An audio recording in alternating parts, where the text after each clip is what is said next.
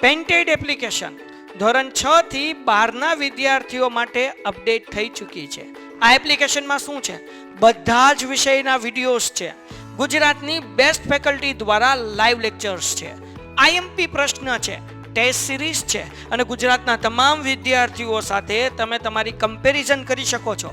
ગેમિફિકેશન છે અને બીજું ઘણું બધું. તો તમે એપ્લિકેશન ડાઉનલોડ ન કરી હોય તો ડિસ્ક્રિપ્શનમાં લિંક આપી છે. હમણાં જ પ્લે સ્ટોર ઉપર જાઓ અને એપ્લિકેશન ડાઉનલોડ કરો. ઘરે બેઠીને સરસ મજાનું ગુજરાતની જોરદાર ફેકલ્ટી સાથે ભણો, સારા માર્ક્સે પાસ થાઓ. આ દાખલામાં હું કીધું, સાબિત કરો કે ચક્રીય સમાંતર બાજુ ચતુષ્કોણ. કેવો ચતુષ્કોણ કીધું? અને ચતુષ્કોણ પાછો કેવો કીધો? ચક્રીય ચતુષ્કોણ કીધો. આપણે સાબિત કરવાનું છે કે લંબચોરસ છે. તો હવે અહીંયા ધ્યાન રાખો, બહુ ઈઝી. તો હું અહીંયા એક દોરી નાખું. હાલો ભાઈ, સમાંતર બાજુ ચતુષ્કોણ દોરી નાખું.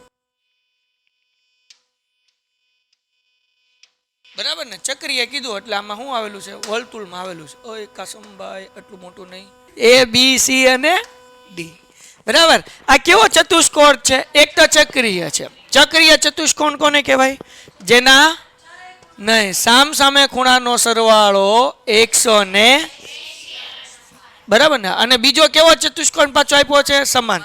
બબ્બે વસ્તુ આપી. સમાંતરે આપ્યું, ચક્રીય. માનો કે પહેલા આપણે લખીએ કે ભાઈ ચતુષ્કોણ ABCD સમાંતર બાજુ ચતુષ્કોણ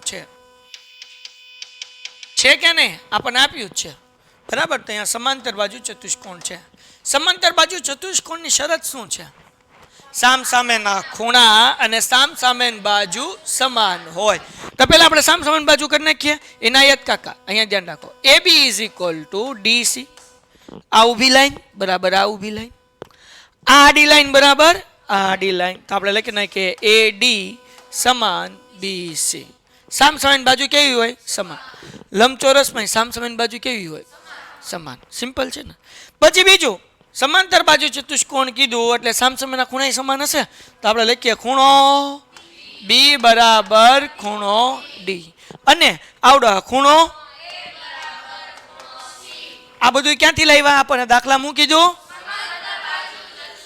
કોઈને કઈ ડાઉટ? ઓકે. હવે આપણને એમ કીધું કે હાલો વળી આ કેવો છે? ચક્રીય છે. તો આપણે લંબચોરસ સાબિત કરવાનું છે. તો લંબચોરસ સાબિત કરવા માટે આપણે એવું સાબિત કરવું પડે કે આ બે ખૂણા કાટખૂણા છે. લંબચોરસમાં ચારે ખૂણા કેવા હોય?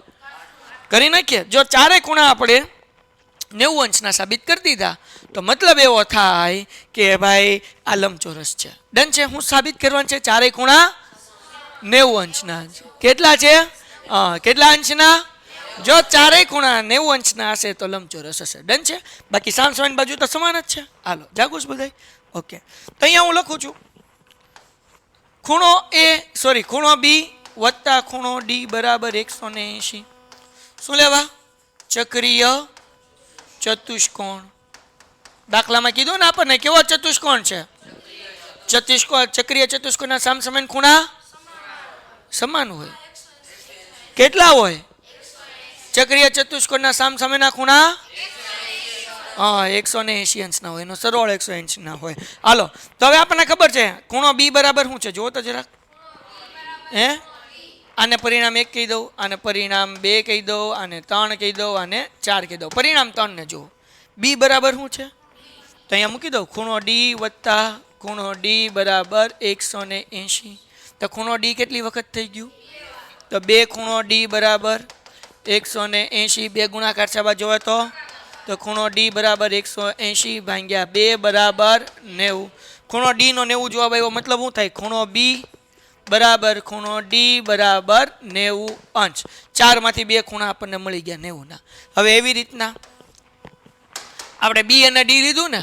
હવે આવડા સામસામેના 2 ખૂણા લઈ લઈએ. ખૂણો A વત્તા ખૂણો C બરાબર 100 શું લેવા? 180 થાય. કેવો ચતુષ્કોણ કીધું? ચક્રીય ચતુષ્કોણ. હા કે ના? ચક્રીય ચતુષ્કોણ. કારણ કે એના સામ સામેના ખૂણાનો સરવાળો કેટલો થાય? કરી નાખ્યું. હાલો જરાક ધ્યાન રાખો. ખૂણો A બરાબર શું છે? અહીંયા એની જગ્યાએ C મૂકી દઉં. વત્તા ખૂણો C બરાબર 180 એટલે 2 ખૂણો C બરાબર તો ખૂણો સી બરાબર 180 ભાગ્યા 2 એટલે કેટલો આવ્યો 90. તેથી ખૂણો સી 90 મળ્યો તો એ કેવું હશે? ખૂણો એ બરાબર ખૂણો સી બરાબર 90 અંશ. તો અહીંયા બી અને ડી 90 મળ્યો, એ અને સી 90 મળ્યો, મતલબ ચારેય ખૂણા કેવા છે? તો આપણે લખીએ તેથી ખૂણો એ બરાબર ખૂણો બી બરાબર ખૂણો સી બરાબર ખૂણો ડી બરાબર. તેથી ABCD એ શું થઈ ગયો? ચતુષ્કોણ ABCD લંબ ચોરસ છે. દાખલો થઈ ગયો પૂરો, ચેપ્ટર થઈ ગયું પૂરું. Painted, Painless Learning.